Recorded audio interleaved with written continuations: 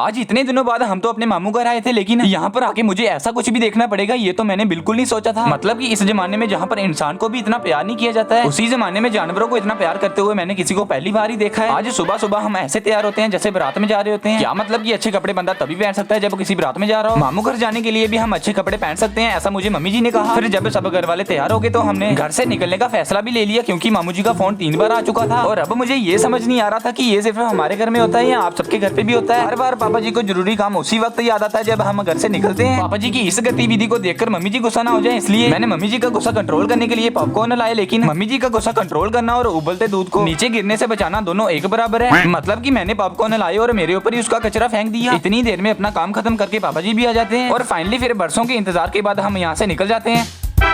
Finally मामू जी के घर पर पहुंचने के बाद सबको उतारने के बाद फाइनली अपनी गाड़ी पार्क करके ऑब्वियसली मैं भी अंदर आ जाता हूँ। हम बाहर बैठे ही होते हैं कि तभी वहाँ पर एक चिड़िया आती है। आप सोच रहे होंगे कि चिड़िया तो सबके घर पे आती है, लेकिन ये चिड़िया को पकड़ क्यों रहे हैं? पकड़ते नहीं तो और क्या करते? एक सेकंड पहले तुम इसकी सुन लो।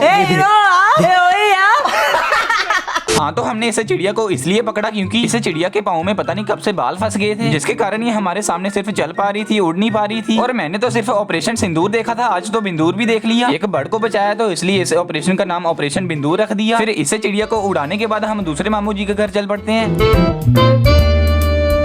जिंदगी में सब कुछ हो जाए लेकिन ऐसी बेइज्जती कभी ना हो। और अब प्लस करने के चक्कर में सबके सामने गेट खोल रहा था पर खुला ही नहीं। फिर यहाँ पर भी थोड़ी बहुत बातचीत करने के बाद हम यहाँ से निकल जाते हैं दूसरे से तीसरे मामू जी के घर, जहाँ पर अब हम देखने वाले थे मुर्गी के छोटे छोटे बच्चे। पर उससे पहले एक ज़्यादा सिक्योरिटी वाला लॉक खोला गया। हमारे पीछे पीछे ये कुत्ता भी आ जाता है, जिसे बड़े प्यार से समझाया क्योंकि इस कुत्ते का मकसद कुछ और ही था। पर जब मैंने इस मुर्गी के बच्चे को हाथ में पकड़ा तो इस बच्चे के घर वालों ने तो मुझे कुछ नहीं बोला, लेकिन हर मोहल्ले में एक गुस्से वाले अंकल होते ही हैं जो घूर घूर के देखते रहते हैं। बस फिर अब हमारा टाइम हो जाता है घर पे जाने का। फिर सबको अलविदा करके हम अपने व्लॉग को भी कर देते हैं बाय बाय।